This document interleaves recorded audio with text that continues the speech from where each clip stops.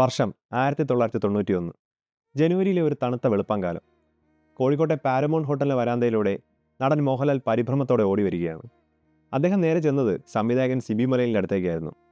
പപ്പേട്ടനെ വിളിച്ചിട്ട് എഴുന്നേൽക്കുന്നില്ല.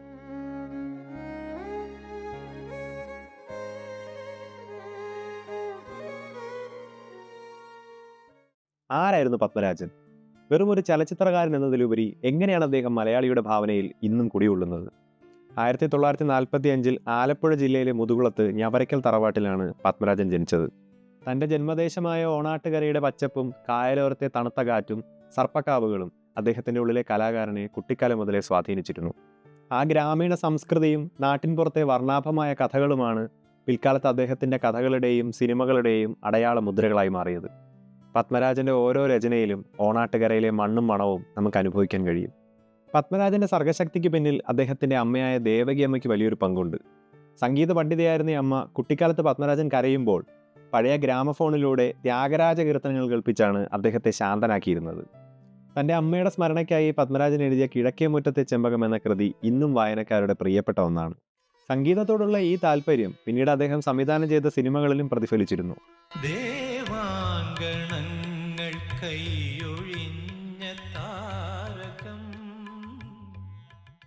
കുട്ടിക്കാലത്തെ നിരീക്ഷണങ്ങളാണ് പത്മരാജന്റെ മാസ്റ്റർ പീസുകൾക്കെല്ലാം വിത്തായത്.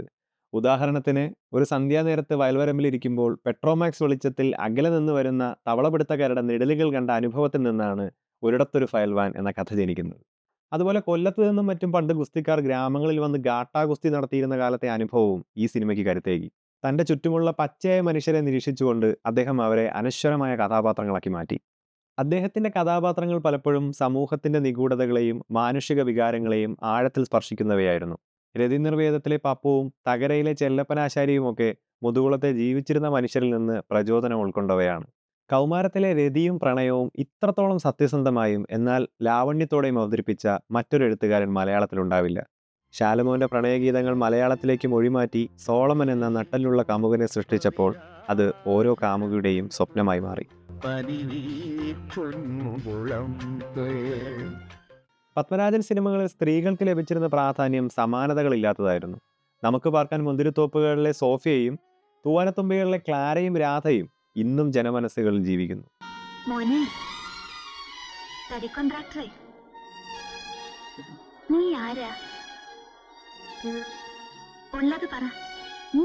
പ്രണയമെന്നാൽ കേവലം സ്വന്തമാക്കൽ മാത്രമല്ലെന്നും വിട്ടുകൊടുക്കൽ കൂടിയാണെന്നും തൻ്റെ സിനിമകളിലൂടെ അദ്ദേഹം മലയാളിക്ക് കാണിച്ചു തന്നു.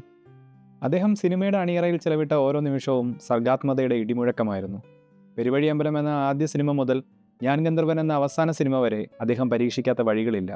ഭരതൻ, KG ജോർജ് എന്നിവർക്കൊപ്പം 80കളിൽ മലയാള സിനിമയുടെ ഗതി മാറ്റിയ സംവിധായകരിൽ ഒരാളായി പത്മരാജൻ മാറി. തിരക്കഥാകൃത്ത് എന്ന നിലയിൽ IV ശശിക്കായി ഒരുക്കിയ ഇതാ ഇവിടെ വരെ പോലുള്ള ചിത്രങ്ങൾ ഓണാട്ടുകരയിലെ കാർഷിക ജീവിതത്തിൻ്റെ നേർക്കാഴ്ചകളായിരുന്നു. അതിശയകരമായ ഒരു കഥ പറച്ചിൽ രീതി പത്മരാജനുണ്ടായിരുന്നു. മഴയെയും പ്രകൃതിയെയും പോലും അദ്ദേഹം കഥാപാത്രങ്ങളാക്കി മാറ്റി. തൂവാനത്തുമ്പികളിലെ മഴയും മണ്ണാറത്തോട് ജയകൃഷ്ണന്റെ പ്രണയവും ഇന്നും മലയാളികൾക്കൊരാവേശമാണ്. അന്ന് തിരിച്ചു ചെല്ലുമ്പോ ക്ലാര സമ്മതിച്ചിരുന്നെങ്കിൽ തങ്ങളുടെ മധ്യസ്ഥതയിൽ ആ മാരേജ് നടക്കുമായിരുന്നോ?